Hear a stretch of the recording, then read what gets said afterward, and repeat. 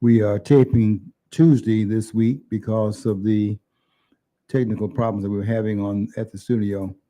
So we are one day behind, but I'm really glad that we didn't tape yesterday. It gave me a chance to watch the deliberations with the let's see what committee was that of the Congress. It was the Oversight Committee that was chaired by James Comer, and that was very good. I'm very glad I was able to watch the whole. That was five.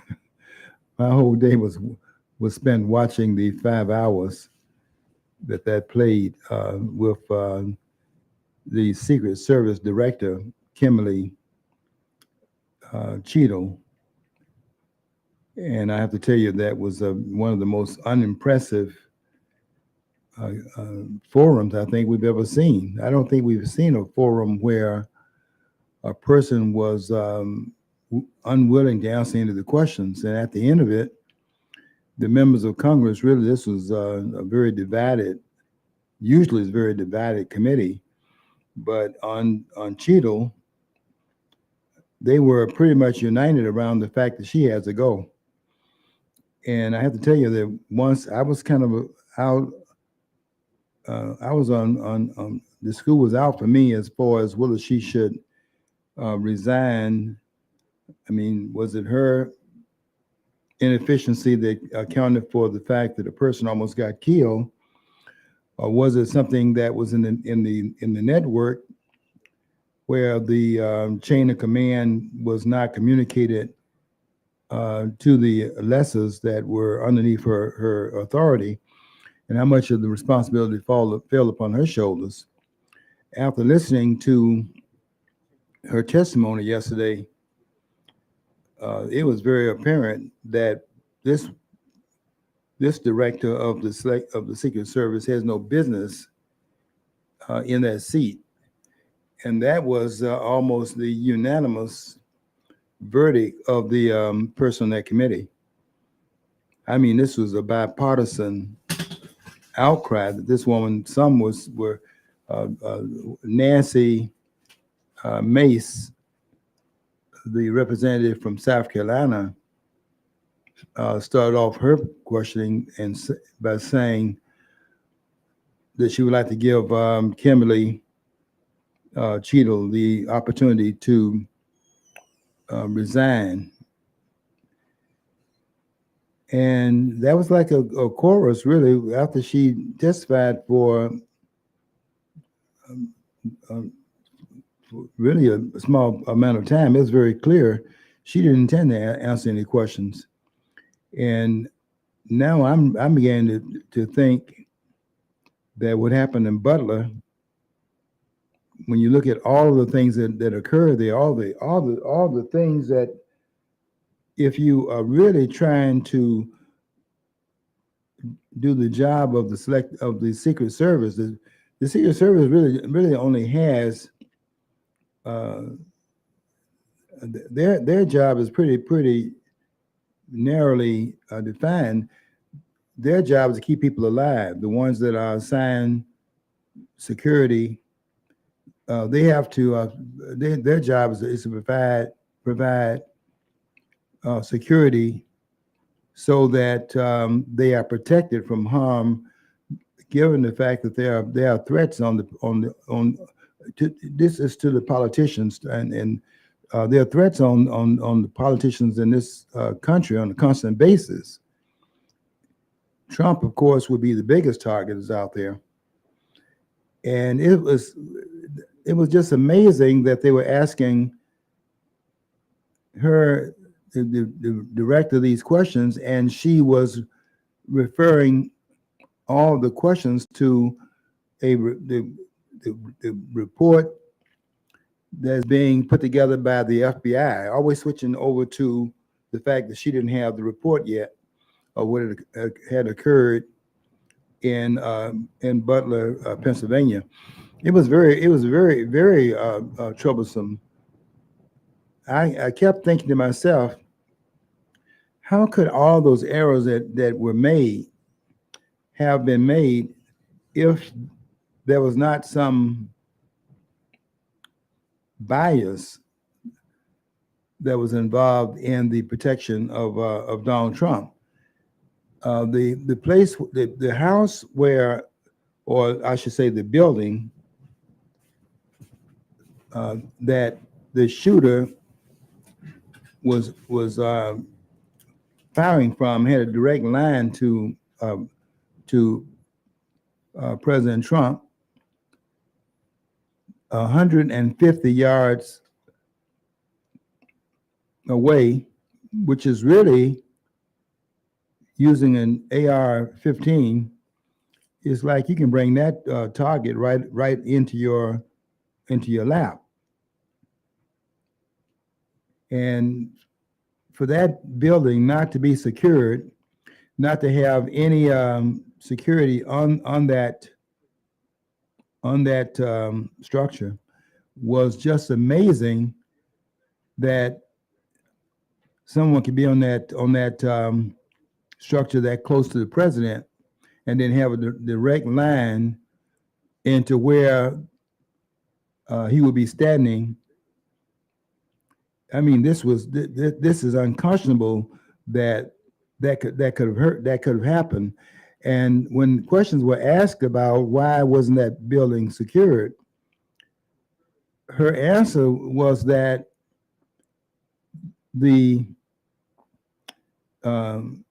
landscape of the roof was slanted, and you could see when they showed they had people that were pointing at a person that had apparently walked down the street carrying a small ladder and had a rifle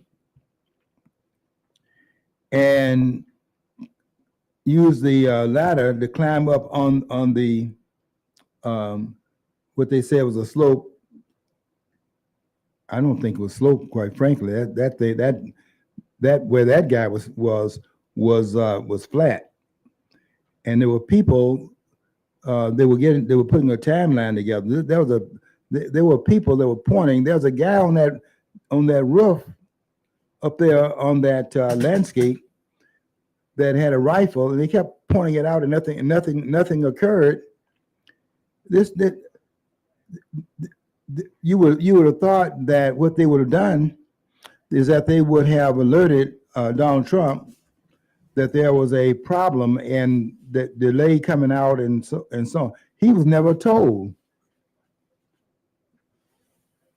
And then they come out there and they've been pointing up there at that site.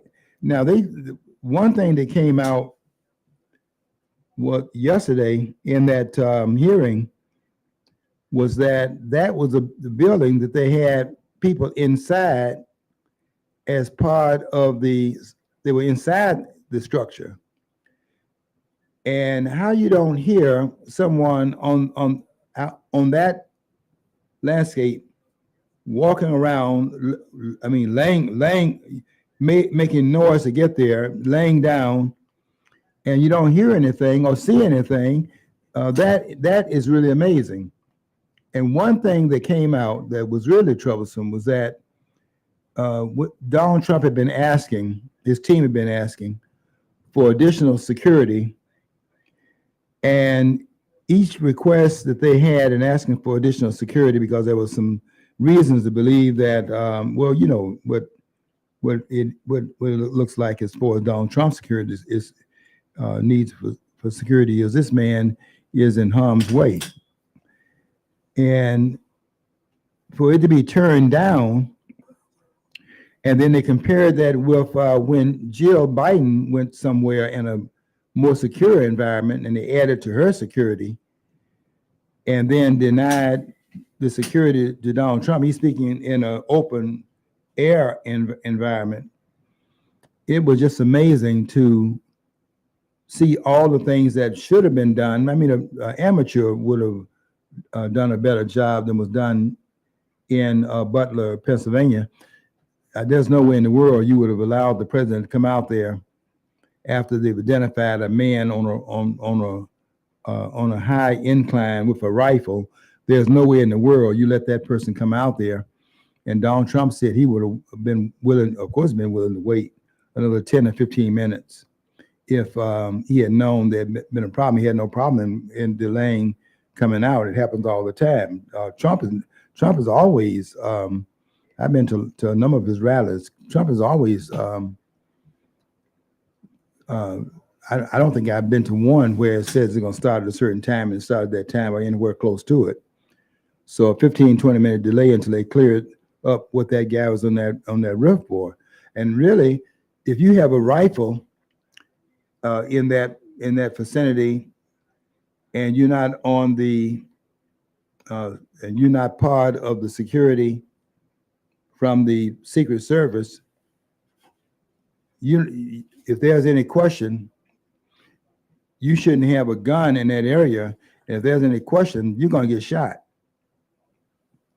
Just because the weapon is, she kept saying that Kimberly Cheeto kept saying that it was a person that was suspicion, but there was no, what was her word for it? There was no not seen as a threat. And they asked her, well, at what point, since he's been identified as suspicious, at what point does it then turn into a situation that is considered to be a threat? It looked like you had to start shooting before they're considered to be a threat based upon her testimony. And just not coming forward and not willing to give any answers to the questions that were asked. Nancy Mace, the representative from South Carolina, said to her after she made one comment after another to her in her question, she said bull and used that word. That showed a tremendous amount of outrage to say that on the floor of the Congress, because you normally would not hear language like that. But she told her that's bull and used the other part of the word. It was like that the whole time. The whole testimony, I couldn't believe what I was hearing, quite frankly. And I don't think that they took this security of Donald Trump seriously, and I think it was political. This was not something that you would have done. In fact, one person asked her, would that, and asked her this question too, if the same thing had occurred and Joe Biden had been the target, would you have tendered your resignation by now? Because can you imagine that happening to Biden, the president, and she still has her job? Now, I'm going to be watching. I'm sure American people are going to be watching to see what happens here. Because another thing that came out was that we now can see why we have this large bureaucracy. Because the question that was raised was, who was responsible for certain things in place? And so they go down the line talking about how all these people that are layers away from the director. So you really can't pinpoint who is responsible for anything, because there are so many different layers in the bureaucracy where it goes from one chain to another. And so who ultimately is responsible for what occurred in Butler, Pennsylvania? Well, the one that had the buck has to stop somewhere, and it's always has to stop at the top. But you really couldn't tell. It looks to me like, I'll be honest, I don't think they took Donald Trump's security seriously. And if this man had not turned, who was that person that said he saved Trump's life because he had given him a chart, and Donald Trump had turned to the chart at the time that the bullet was fired. And since the sound travels at, let me see if I can recall this from my physics class, 1100, is it feet per second, or is it 1100? I think it's 1100 miles. 1,100 miles per hour. The sound and so the shot would have been fired, but the sound would not have caught it with the firing because it travels behind the bullet. Trump just happened to move. If he had not moved when he did, and that bullet went by his they were aiming this at they were trying who this guy was trying to kill Donald Trump. There's no doubt about that. This was a headshot, and if he had not moved, that bullet that hit his right ear, and you see him in the video grab, he realized he'd been hit with something, and he puts his hand up there and takes it down, and he sees that blood and he gets down. There are a lot of shots that came in after that. They asked Kimberly Cheeto, how many, and this is a very crucial question, how many shells were there in the vicinity of where that shooter was? And she would not give that answer, and said that she didn't, that she's waiting for the report. She didn't have even basic information. And the reason why that question is so important is because there are other reports, I think there were 10 reports, that there was a shooter on that water tower, which is higher up than that incline was. And that also is a direct shot toward where Trump is standing on that stage. And I hear that where he was, where the stage was, that had been moved.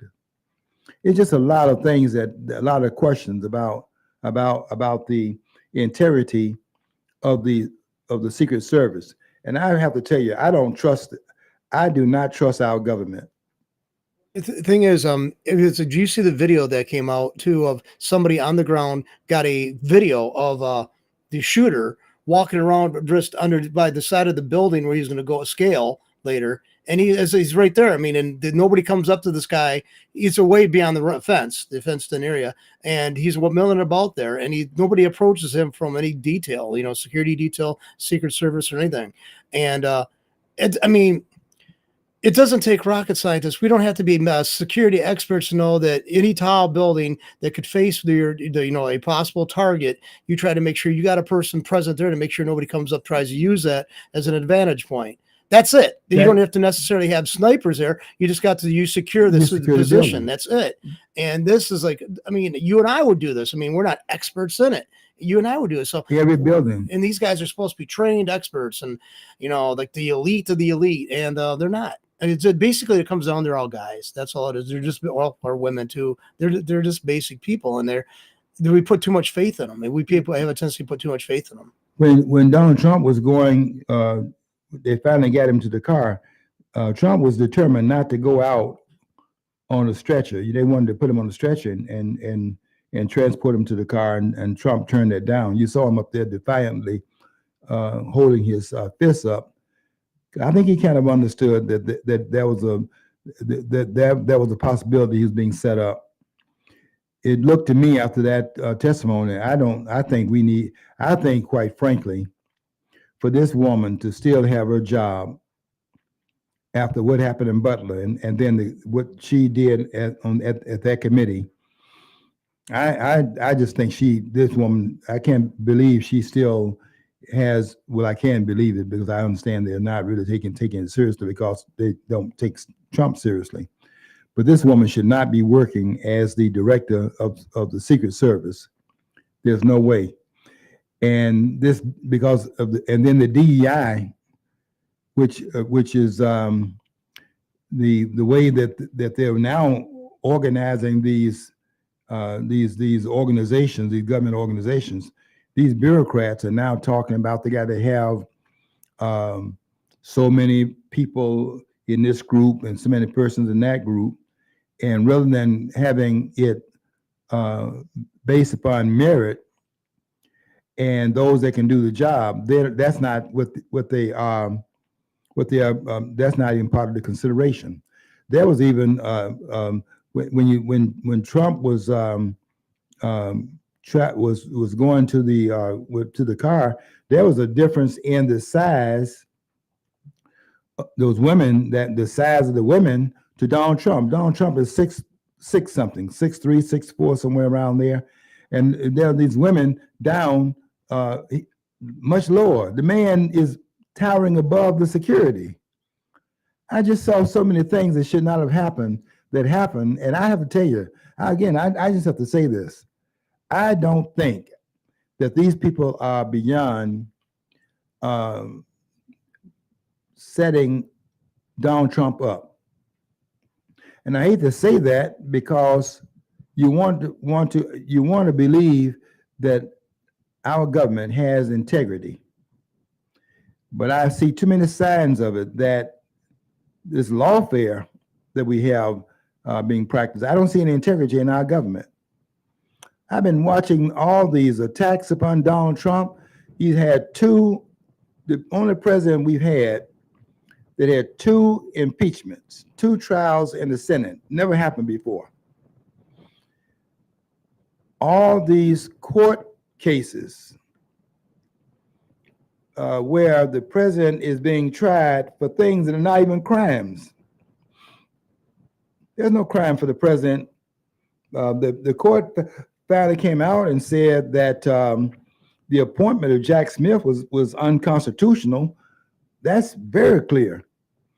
You can't have Jack Smith bypassing the check and balance that's put in place in the Constitution, and then have him appointed by Merrick Garland. That can't happen. Merrick Garland doesn't have the authority as a cabinet member. The Secretary of Homeland Security. By the way, Merrick Garland is not. There's a lot of hostility between Garland and Donald Trump, and Merrick Garland's position as the head of Homeland Security is over the position of the Secret Service. That is, say that the person that Kimberly Cheeto answers to is Merrick Garland. If anybody thinks that connection can be trusted, and Garland has been attacking Donald Trump ever since Donald Trump announced he's running again for president. That whole team, that Biden team, has been sicked on Donald Trump. And I think I'm just going to watch and see what Congress does. We need a full-scale investigation of what happened in Butler. And I don't think we can trust the FBI to do that investigation either. I think we either have an independent team to come in and do an assessment of what occurred in Butler and all of the relevant parties that are involved in it, up to it, the top of the chain of command, should be brought before a committee to investigate what role they played in securing the former president of the United States. I don't think they did anything correct in the security of Donald Trump. Now, the other thing that is interesting is that once this attempted assassination of Donald Trump failed, the following week, Biden announces that he is going. He finally announces that he is going to step down from running again. I don't mean stepping down from the presidency, stepping down from running for re-election in 2024. He will not be a candidate in November. Now, there are people trying to act like this was so statesmanlike on Biden's part. It's amazing people would make that claim. This man was feeble and unable to do the job and should not have even run in 2020.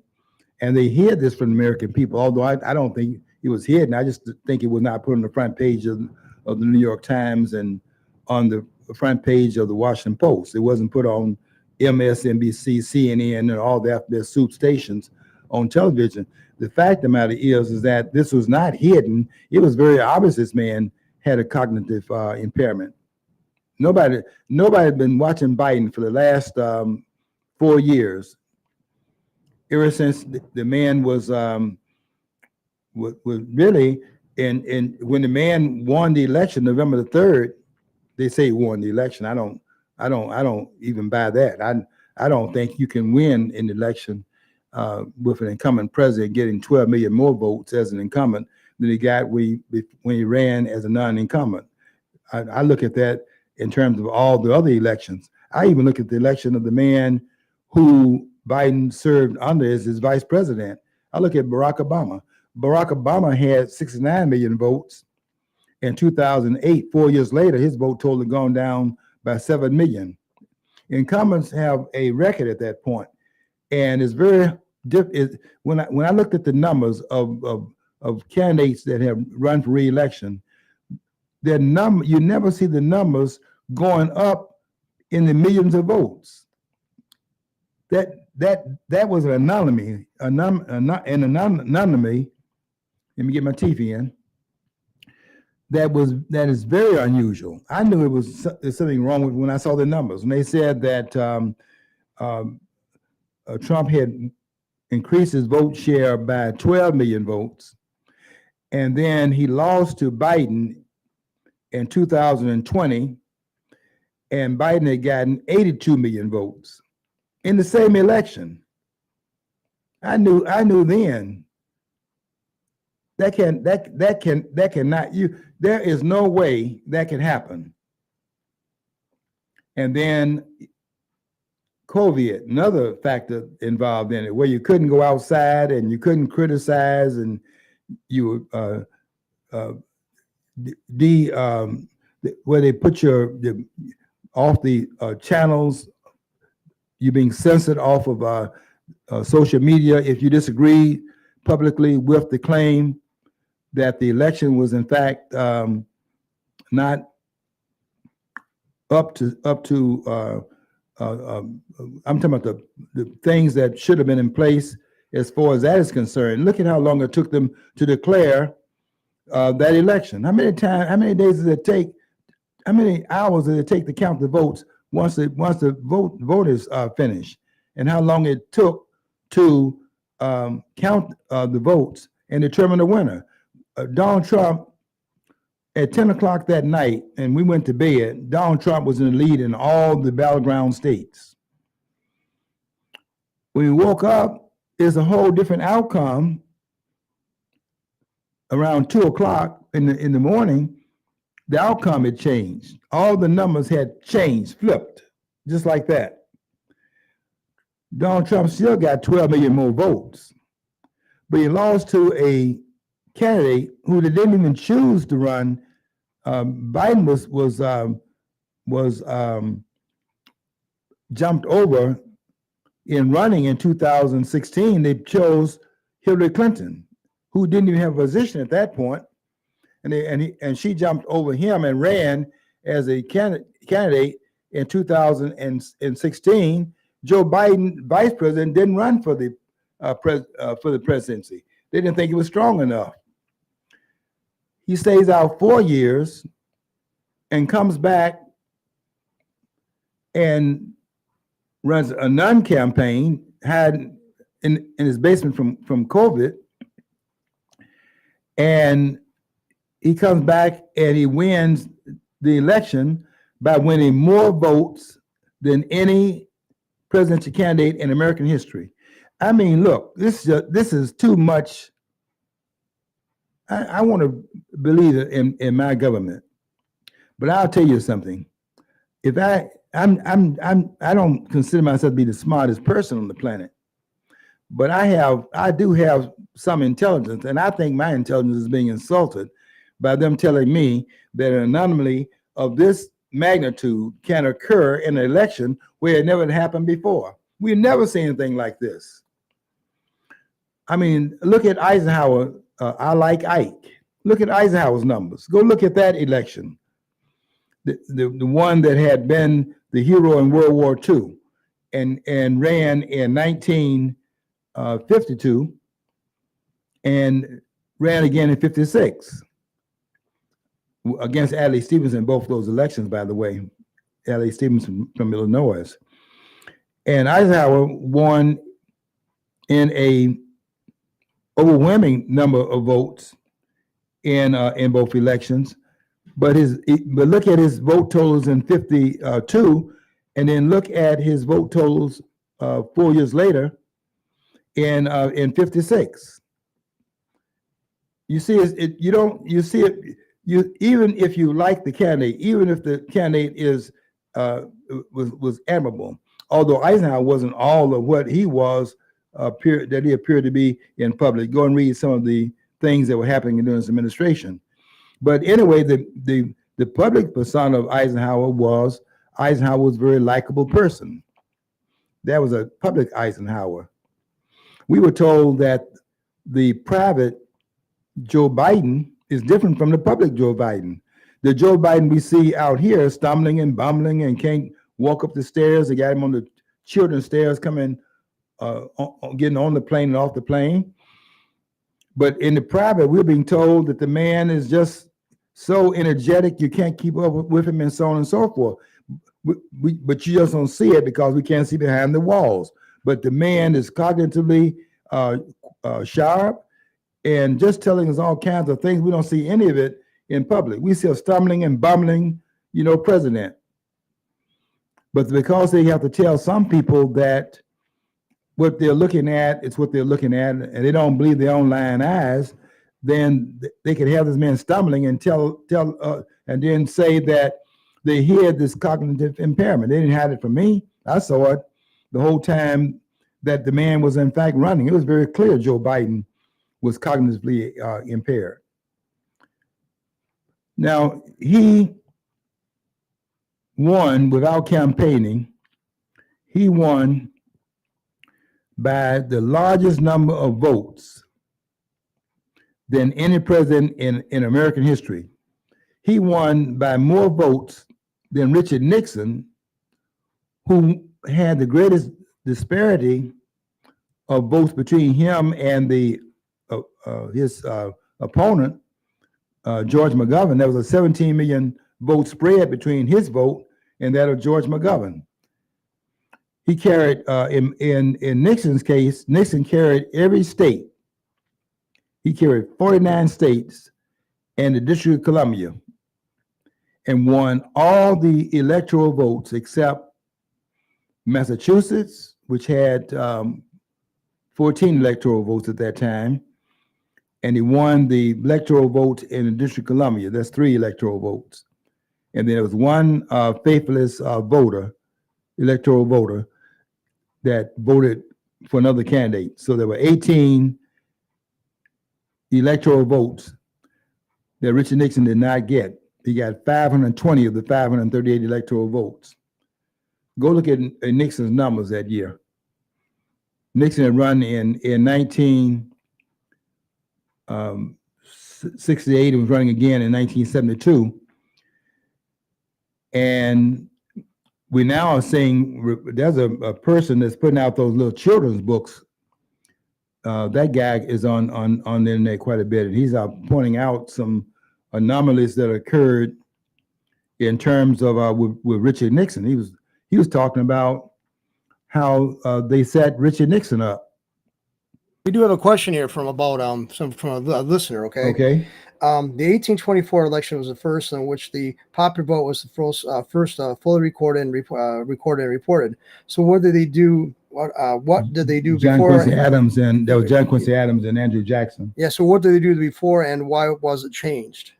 Well, the way that our process works,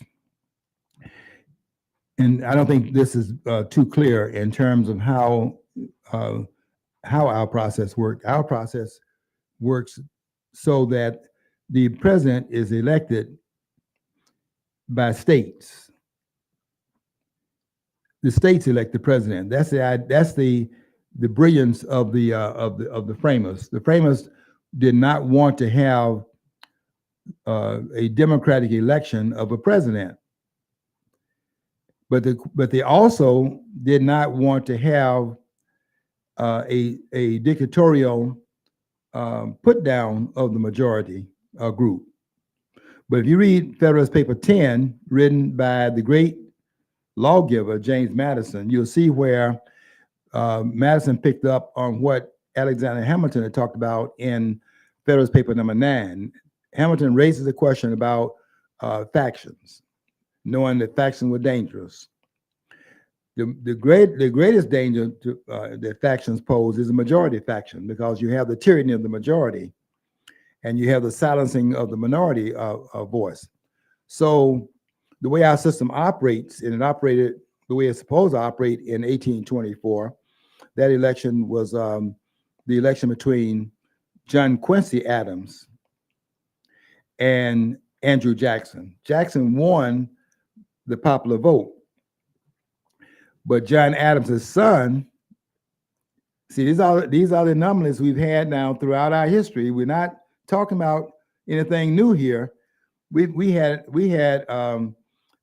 something that happened in the election of 1800. Go read the book called the election of Thomas Jefferson and John Adams, in what the writer calls the tumultuous election of 1800. Everything began to go haywire as early as 1800 in terms of the process, because Thomas Jefferson came out and opposed John Adams for re-election in 1800. So we just had gotten really one election away from the great George Washington before things began to unravel. But the election in 1824 is the first time where we had a popular vote, where the popular vote went it went to Andrew Jackson, but Jackson was denied the presidency because we don't elect presidents by the popular vote. The presidents are elected by electoral vote, because each state casts electoral votes, and the states elect the president of the United States, not the American people. The American people vote is an indirect vote. The state vote is the electoral vote. We have in Michigan, for example, now people are not going to like this because we're losing electoral votes. We're now down to, we'll have 13 electoral votes in the upcoming election. Ohio, that's another thing about the about why they had to hurry up and do what they did to set Biden down. You see, Biden, the way the electoral vote is counted in these states, it's individually set up about how you're going to do the actual the date of the voting, the time you have to have the candidates identified. In Ohio, which now they had 18 electoral votes in 2020, now they have 17 now. A lot of states' numbers have gone down because people are moving. And then you also have to allocate it because of this insurgency of these persons coming from outside the country. You have to, that's part of the population too now. Maybe they're not supposed to vote, but they have to count them as part of their population in those states. This is a oh wow, it's just such a terrible thing that our government is allowing to happen. But this is all about how they are asking about power. They want power. This is not about a democratic system. They keep talking about our democracy. This is about people want power, and they'll do anything in order to keep it. And they're frightened by Trump. But we have to understand our history. Our history has always been, ever since the unanimity of the greatest president this country has produced, and there is no other president that stands next to the great George Washington. I know you're talking about Abraham Lincoln and so on. That's the greatest president this country has produced, and he's the only great president this country has produced. I'm saying that, and there's no scholar that's going to come behind me and say anything different. George Washington is the single greatest president this country has produced, and there are no presidents that can stand next to George Washington. You can put other presidents up there on Mount Rushmore: Theodore Roosevelt, Abraham Lincoln, Thomas Jefferson. 4 presidents up there on Mount Rushmore. Only one president belongs up there on that wall. George Washington belongs up there. And the unanimity of the presidents in his term, where Washington won unanimously from the Electoral College in both of the elections. In the first election, he won by getting all 63 electoral votes. There were no electoral votes against George Washington when Washington ran the first time in 1789. When he ran again in, well, you know, we're talking about becoming president after the Constitution had been ratified in 1788. So Washington comes in 1789. The fact is that when he ran again in the election of 1792, George Washington won all 163 electoral votes. Had all 62 electoral votes when there were 13 states. In the next election, there are now 16 states. And Washington got all the electoral votes in that election as well. So there are no anomalies at this point. The country is unanimously and is united behind the great George Washington. The terror began to take place because of the factions that they were trying to deal with and were concerned about, which is what the discussion in Federalist Papers 9 and 10 were about. They were aware that there was a danger if the factions began to come out, because that would fracture the country and so on. They were very afraid of that. But they also did not want to suppress, factions. They have a right to exist, but how do you deal with it? And the framers decided to deal with it by creating multiple majorities. You fight, just like you fight fire with fire, by burning the fire ahead of the fire. And by the time it gets to this part, that's already been burned. There's nowhere nothing to burn, and it burns itself out, because when it gets to this point, the fire, dies down, and that's what the firemen do. Well, the way you fight majorities is that the way the framers set it up, you don't fight majorities by suppressing them, saying they cannot exist.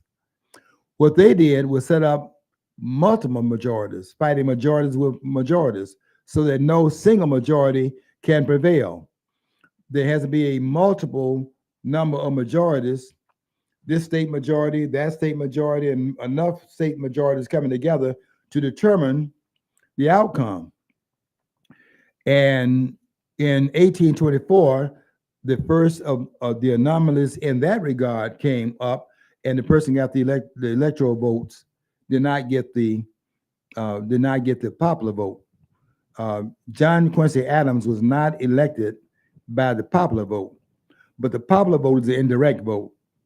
The direct vote is a vote of the states, and by the state's electoral college vote, John Adams won. But there's also things that are going on in terms of how that is being carried out and so on and so forth. But we're seeing anomalies in the system even as early as 1824 in that election. But there's an anomaly that we see in the election of 1800, when Adams was in fact set upon by a coalition of Thomas Jefferson, Alexander Hamilton, and James Madison. James Madison was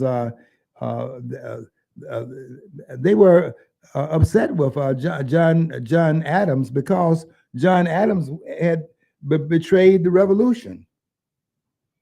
Look at what John Adams had done in 1796 with the Alien and Sedition Act, and so they were upset with Adams.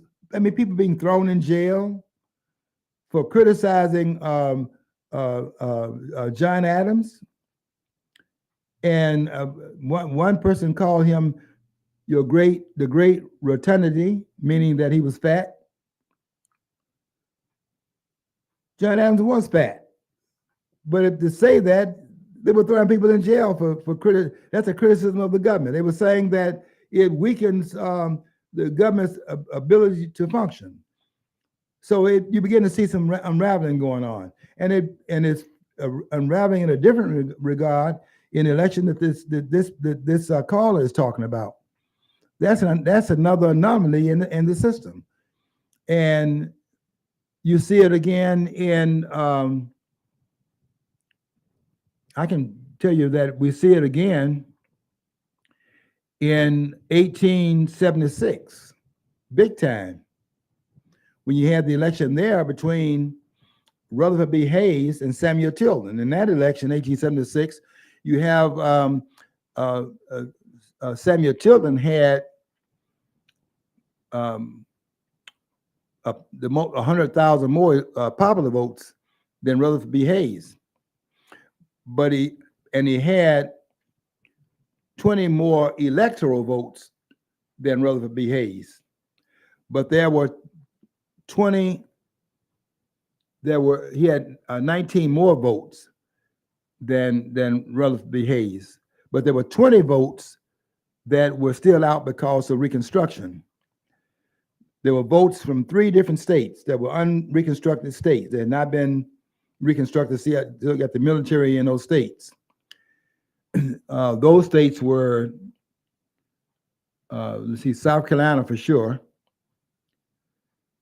Let's see, Florida. And let me see if I can think of the other state. There were three of them.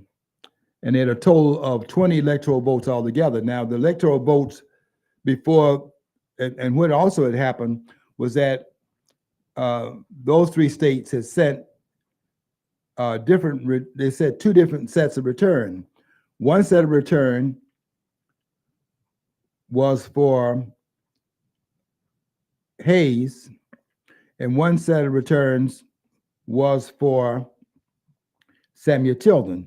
Tilden has, at this point, before these votes have not been counted, Tilden has 184 electoral votes. Rutherford B. Hayes had 165, with 20 votes still to be counted. Now, since you got 2 different sets of returns in 1876, the question now is which returns are going to be counted. And they now have to, since there is no party that has a majority of the electoral votes, with the 20 votes not being counted, they set up a committee, and the committee had on it 8 Republicans, and it has 7 Democrats.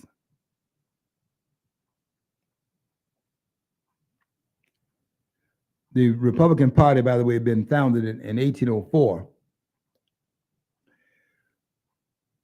That's not really relevant to this conversation, just to say that it was a new party and so on, with Lincoln being the first president from that party.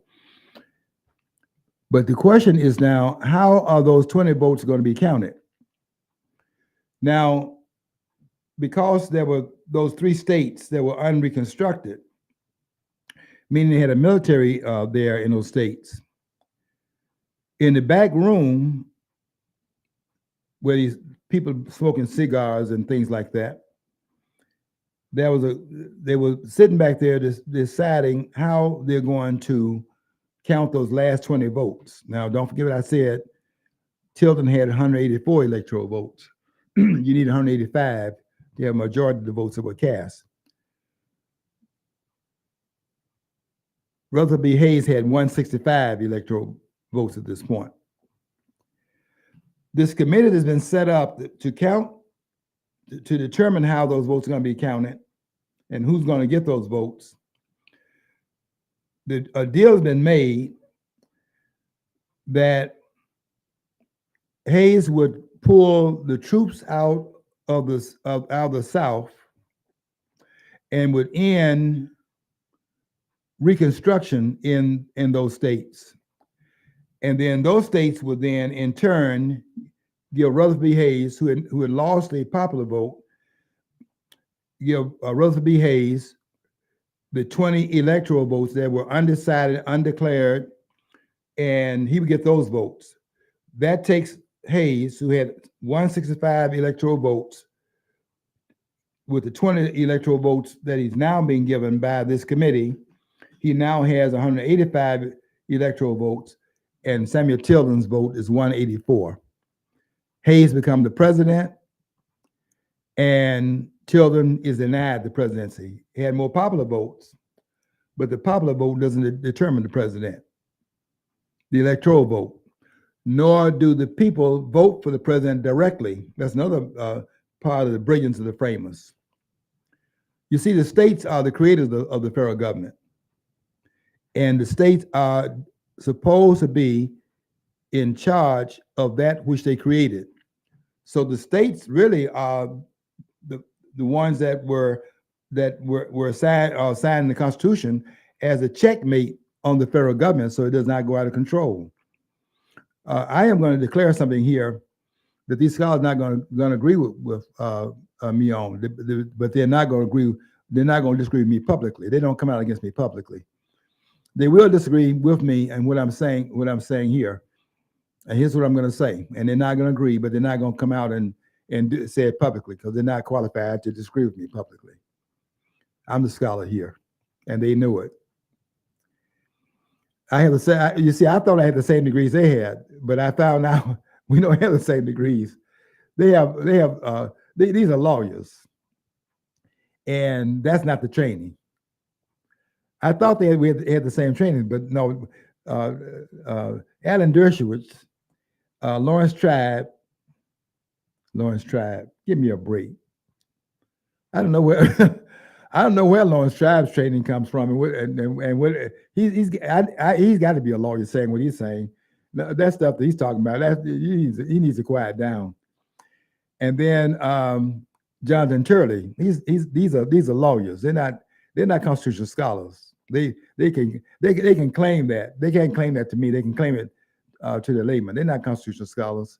You can't say the things that they're saying and be trained in this area. I can just tell you that because I am trained in this area, and I can tell you that you can't say what they're saying. Now they're not going to agree with me on this point, and this point is this: there are things you put in the Constitution that have been put in the Constitution that are placed there unconstitutionally. There are some things in the Constitution that are unconstitutional. That they put in there through the amendment process.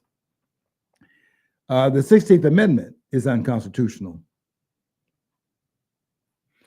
That's the amendment that gives the federal government the right to tax, direct taxation. Don't forget, we fought a war over taxation. That's what we're fighting. That's what we've been fighting over in this country, taxation. We fought a taxation war in 1861. From 1861 to 1865.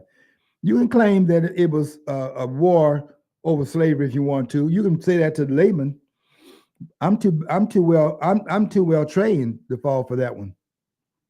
And you're not going to come with dividing this country up with me in this seat and start talking about and raising this question of should we in fact substitute Juneteenth for the national holiday that we celebrate for the country's Independence Day. You're going to put Juneteenth in the place of July the 4th, 1776. You know, they're only doing that because they want to keep the country divided and keep us fighting among ourselves. You don't put the date of the country's declared birth, right? The birth date of the country, and put that to the side, and then bring in a date that people don't even understand what that date is about. Because Juneteenth is not about the ending of slavery.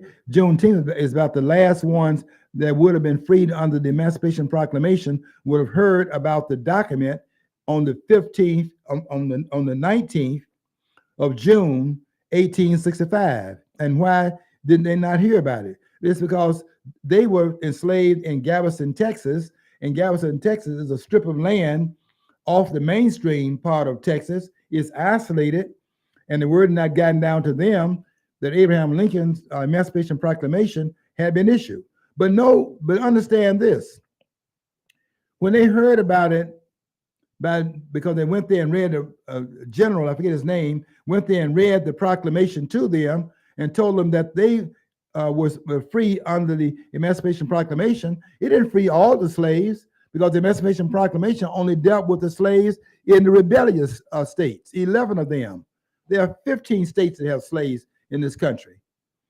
And the reason why you're not going to sell me this noise that you sell to all these other persons, I'm too well trained for this noise that you're making, is that there are 15 slave states, 11 of them succeeded, and the Emancipation Proclamation applied to those 11 states. It did not apply to the 15 states.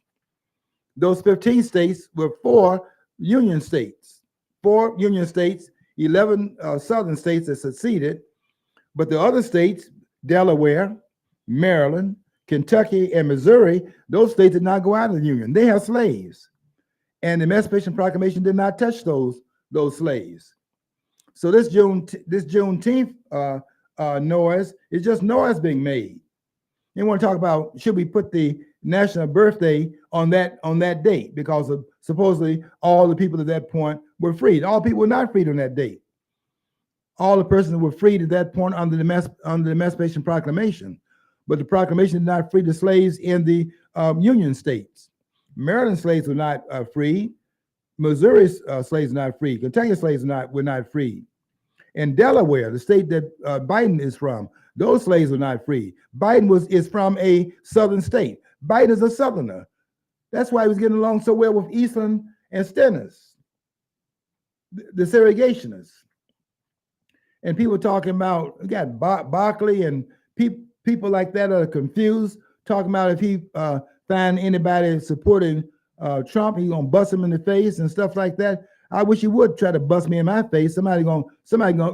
I'm nonviolent with those who are nonviolent with me, but I'm not gonna get busted in my face. I'm gonna support who I want to support.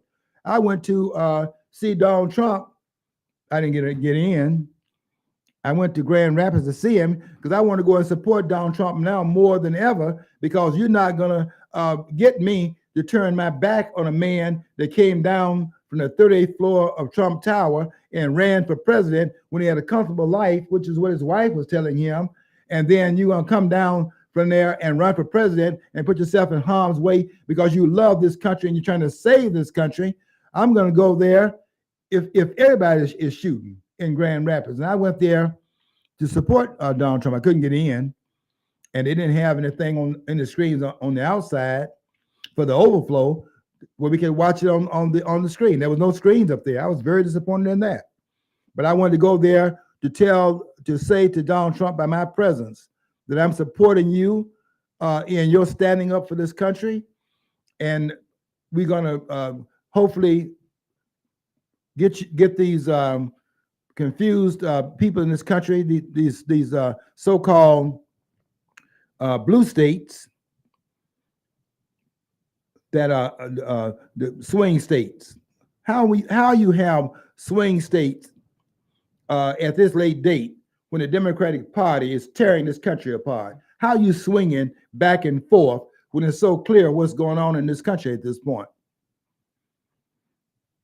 This is the confusion we have to deal with, and we don't understand the system that we have that was set up by the framers. That's why we're not trying to protect it, because we don't understand the genius of the system that they put in place in Philadelphia from May 25th, 1787 until September 17th of that year.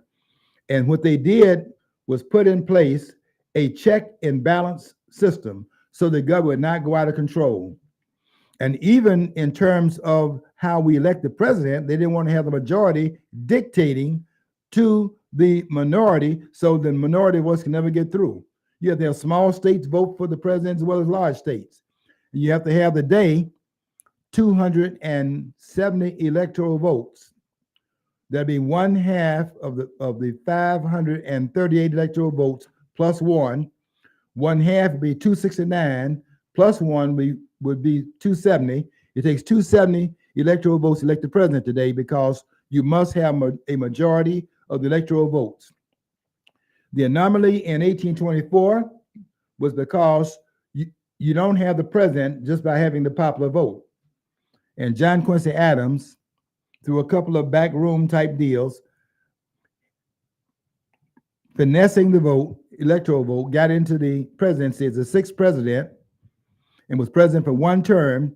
But Jackson comes back in 1828. And in 1828, he won, and he won another term in 1832. You might be aware of the fact that Andrew Jackson was shot at on his way to a speech that he was given. So this stuff we got going on here. We've been doing this for a while. Okay, I need to stay focused. I know I kind of scatter. I jump around quite a bit, but I'm telling you that we have these anomalies, and I'm not buying some of it. And I don't think we got the story. I'm just waiting to see what they're going to do. I don't think we got the story yet in Butler. I'm waiting to see what they do with that. But from what I saw yesterday, from the testimony of Kimberly Cheadle, I think she has to go, and she should have already gone. But we'll see what happens here. Okay, I got to get. I'm all over the place. Let me get out of here. I'll come back and clean it up next week. I got to come back and do some surgery on this conversation. But I do respect the caller. Until next week, I want you to follow your dream. If you don't follow your dream, you never know what's on the other side of the rainbow.